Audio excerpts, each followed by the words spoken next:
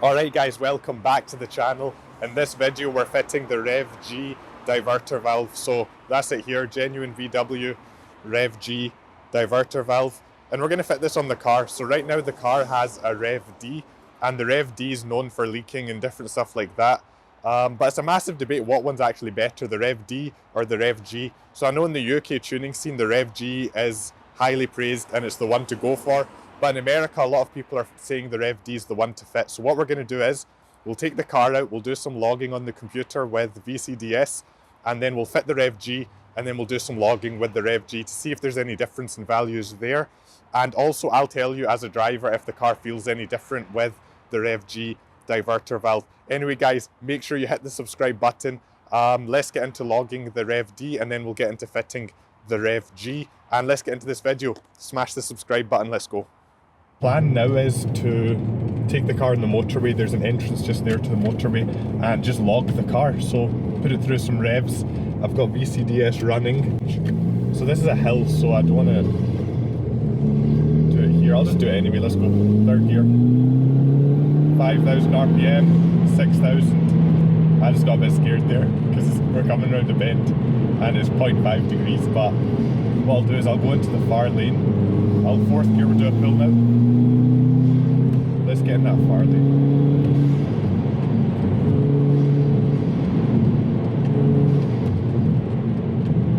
Okay, it looks like fourth gear pulls because I can't slow down on the motorway, so let's slow down to 3,000 RPM. And there's a guy behind me, I don't want to annoy him. And let's floor it. Fourth gear, 4,000. 5,000, 6,000.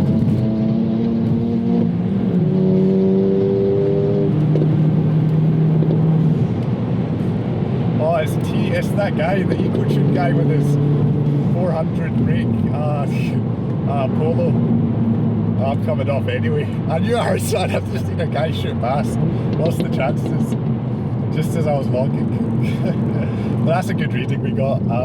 I don't know how well I'll be able to graph it. I might have to do a few graphs because I didn't get a clean reading, but yeah, that's too funny. I just hear this noise right, and then I just see a Polo shoot by and I recognise the plate. What a car that is, man, what a car. Okay, so to change your diverter valve, you're going to need a 5mm Allen. So I've just set this up with the 1/4 inch ratchet.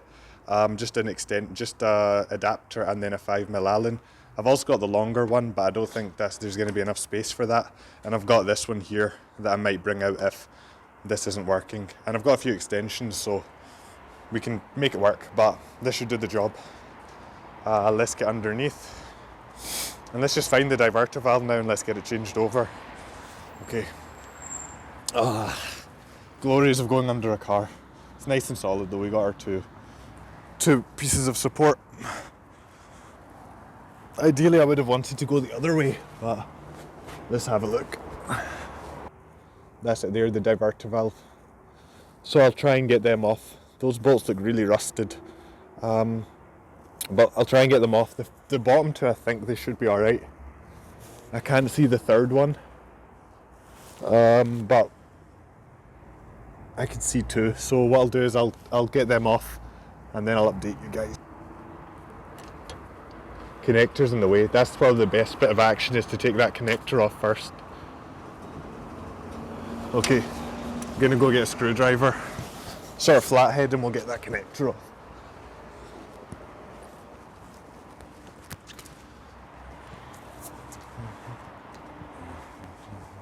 Flathead, flathead, flathead.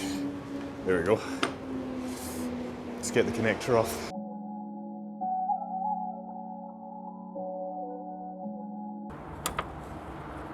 Classic VW connectors, never want to come off. There's quite a lot of force as well. Oh wow, I broke that wee bit of plastic on the connector. Shit. Bang, connector's off. I snapped a bit of plastic off that, but that's it off. Goodness sake. Why is his arm quite tight? That seems like it's going to jump. Wait. Yeah, it jumped. Did it jump? I'm gonna get an Allen key, try that. It's such a faff of a job, it's just a pain. Pain in the ass. KO4 guys are lucky, they've got it at the top.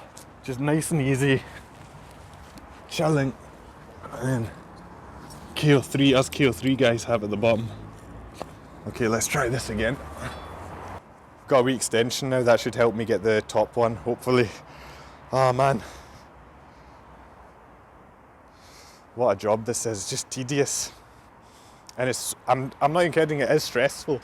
Because if those bolts strip, then you're done.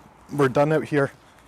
And I don't want to take it to a garage and pay them like however much they're going to charge me to fix that.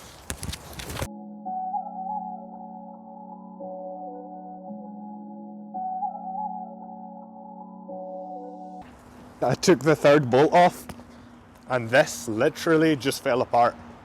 Look guys, this is the Rev D, right? I took it off, this wasn't connected to this, it just popped off like that. So I don't know if this is broken or... Guys, we're inside now and I've got my Rev D diverter valve off. And I thought when this came off, it came off like this, right? This thing just came off and it was split apart. And I was like, this is definitely broken then. But I think that's normal. They just clip in and when it's sealed, it'll clip all in. Because I tested that with the Rev G and you can pull this apart as well. Okay, what's the main difference between the Rev D and the Rev G? So as you can see, this is all plastic. And it's got that kind of, yeah, it's all plastic. And that's how it opens and closes.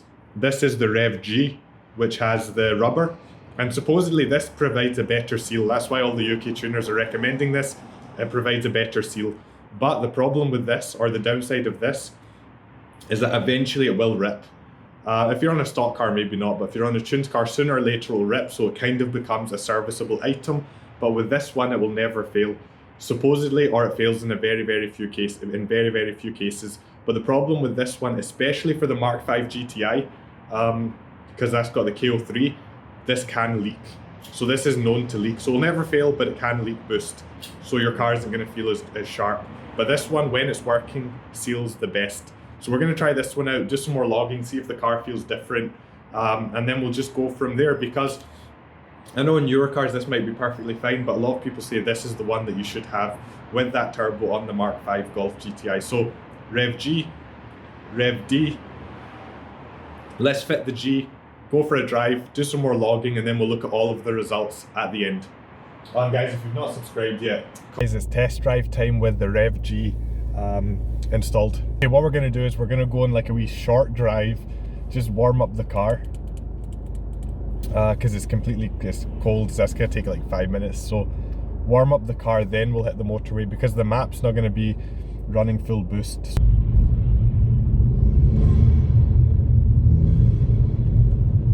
The dump noise is a lot more. Like it's venting. Maybe my Rev D was just broken entirely. That's why the car felt a bit funny low down. Because I can hear it venting now. Before I couldn't. Because there's two. You've got the ram air that's making some noise, and then I've got the venting from the diverter valve. It's definitely venting. It wasn't venting before. I think something was wrong with my Rev D. I genuinely think something was wrong with it. See, I'm not gonna push the car because it's not warm. I'm just doing like wee bits here, so like.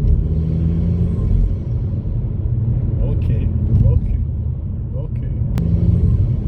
Alright, it feels better low down. I think this is my problem I've been having. Oh man. No, that's faster. That's 200% faster. I'm not, like, everyone's gonna say the Rev D doesn't fail and all of this, but no, that's a lot quicker. I'm not taking the mick, hand on heart. That's transformed the car. I'm not kidding. I just could tell. See, third gear low down there, I could just tell. I'm telling you, the car, the push in the back of my seat, I've not had that since I first went into stage 1. But I'm just a bit gassed right now because this is why I'm gassed. The GTI is back. I'm telling you, the GTI is back. I was on a stage 2 map as well. It's mad. But do you know what I'm thinking? I'm thinking higher up in the rev range, whatever was wrong with the Rev D wasn't making much difference because the car was quick. See low down, I could tell it was blowing, it wasn't picking up as it should, I knew that, but higher up it was fine.